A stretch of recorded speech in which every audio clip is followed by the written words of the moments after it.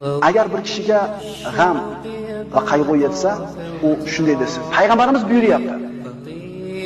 Parvardigoro, albatta men sening bandangman.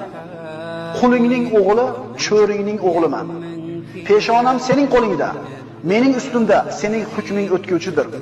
Mening ustimda qazoing odildir.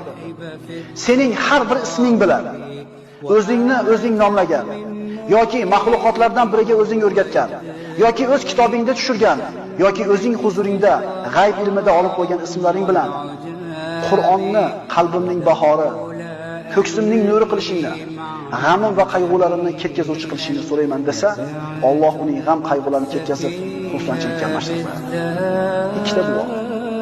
Ikkita duo. Mana shu duolarni yodlab, bir marta ertalab, bir marta kech vaqt aytib qo'yganman. Kimimiz ojizlik